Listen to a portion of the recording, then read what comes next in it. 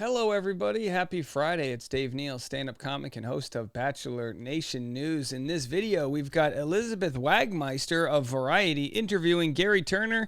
It's the Golden Bachelor Tells All. He talks about his experience dating after his wife passed away, feeling disloyal or unfaithful, and what the process is like right now going through The Bachelor. Elizabeth asks all the right questions. Will you have a gold rose? Will you have a red rose? Have they explained to you the casting process? Were you involved in the casting? All this and more on today's episode. Do me a solid, follow me on Instagram at DNeals for stand-up show updates.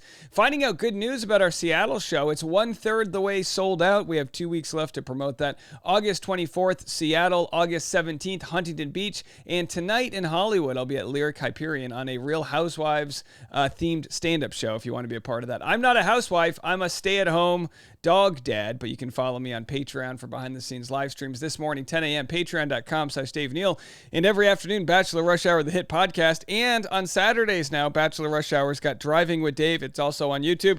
Let's get into it. Here's the questions we all want to know in Gerry's answer. This show, were you thinking about marriage again? Was that something that was important to you? Boy, it kind of depends on which month of the year you would ask, but I'd go through phases. I'd say, yes, I definitely want to get married again. I was happily married for 43 years. That's a wonderful lifestyle for me. And then I'd go, no, I'm pretty happy by myself. You've spoken about your wife, and I'm so sorry for your loss. And it sounds like you had a beautiful love story and decades together. What do you think that she would think about all of this?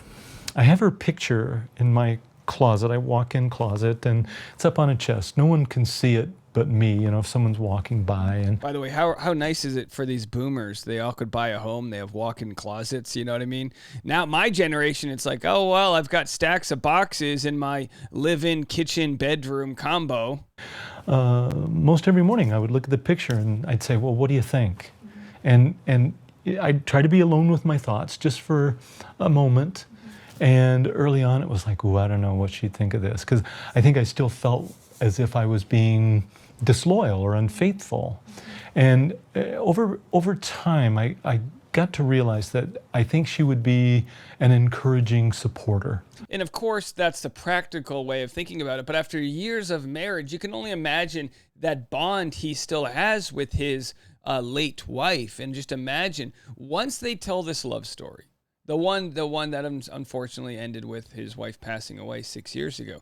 Once they tell that story, audiences are going to be so hooked on his journey to, find that love, find those deeper connections. Sure, he goes out and plays pickleball with his buddies, but there's no deeper connection than to love another human unconditionally, right?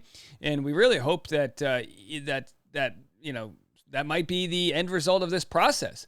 But at the very least, companionship, and we're going to hear so many stories. Also, what if Gerry becomes an influencer? Wouldn't that be nice? He's got this nice sort of sweater, wool shirt on here. Could you imagine Gary's like, for promo code to my, Sears, wool sweater, 10% off. Every generation, I think, brings certain advantages to a situation. The more youthful exuberance and energy and so forth. And granted, there's been a negative side with some people thinking that it's maybe the wrong reasons people are there. I make no judgment on that. I have no idea. That's a long ways from me. But what I can say is when you've lived a long, full, happy, productive life, almost by accident, you gain some wisdom and knowledge. It's like, I know things because I've seen it and not because I've thought it's going to happen.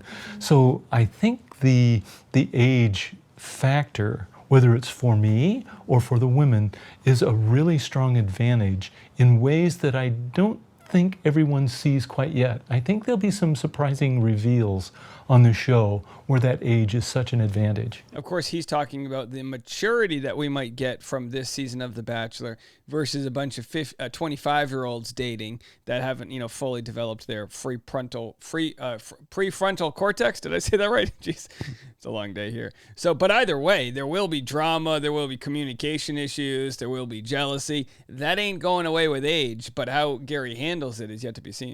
They've told me that I'll have to live through it to find out. So the curiosity keeps me going as much as some of the other excitement.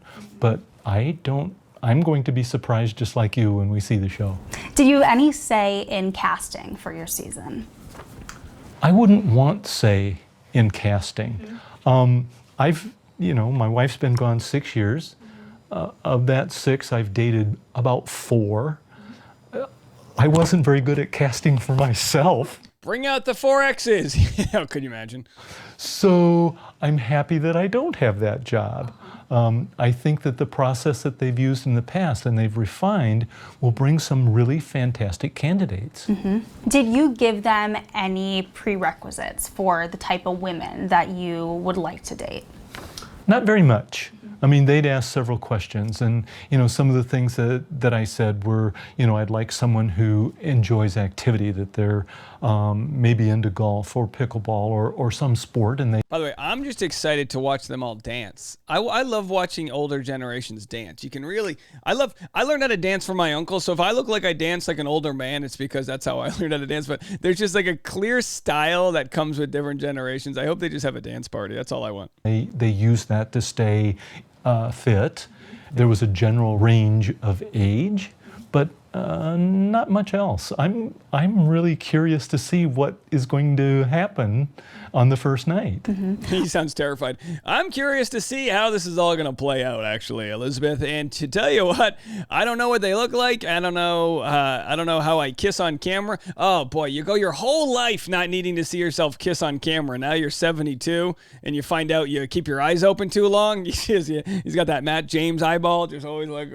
What was that general age range that you gave them for the type of women you'd like to date? 25 to 30. I'm pulling the old Nick Vial. No, I'm kidding. I think my answer was this. I think I said 60 to 70, but feel free to blur the lines.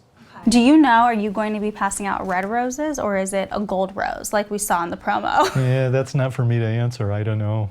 I know that there are some icons of the show that are going to be honored, and I definitely embrace that.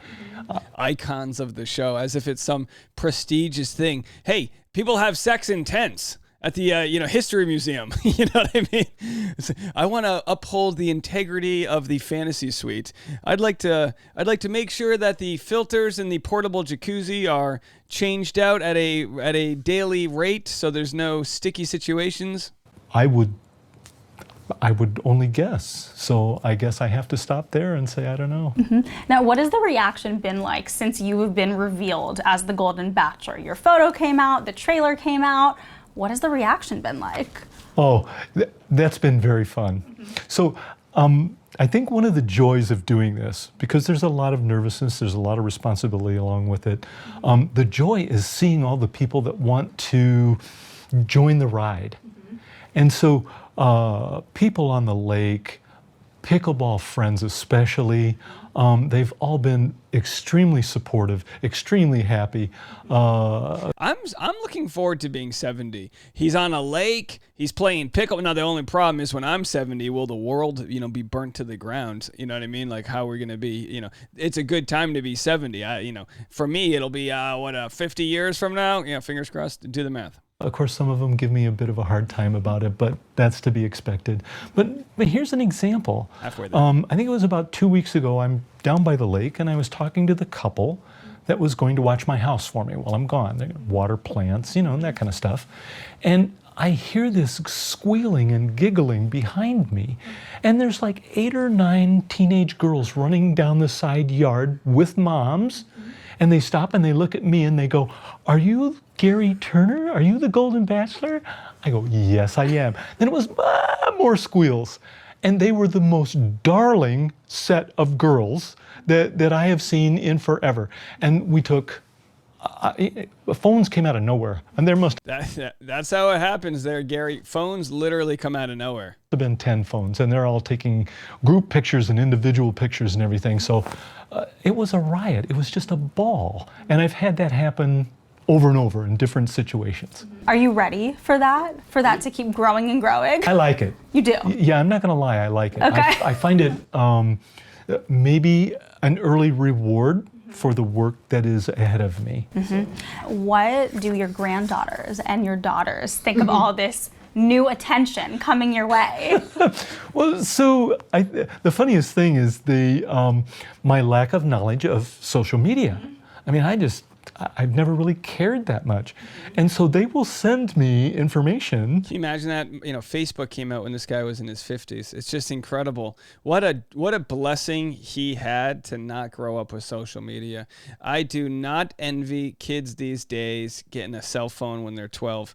I don't think that's going to be happening with my kids. We might have to live in a commune somewhere, but you're getting a flip phone. You can text me if you need something. And sometimes I read the text and I don't even know what impact it is. I said, well, what does this mean? And so forth. They're very excited. They're thrilled.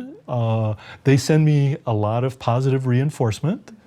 But some of it I just don't know about. Yeah, I hear you, Gary. He's like, Snapchat filters? Am I a gazelle? What is this? I understand.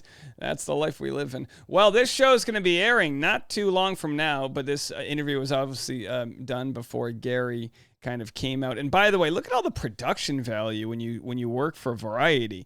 You got executive producers, co-editors, chief correspondent, sound mixers, lighting designers, camera operators, video editors. You know how many? I got me, okay? That's it. This is the corporate world siphoning profits off of the on-air talent. Elizabeth Wagmeister, you don't need them. Join me on YouTube. Come do Driving with Dave. All right, folks, we'll be back with more content right after this.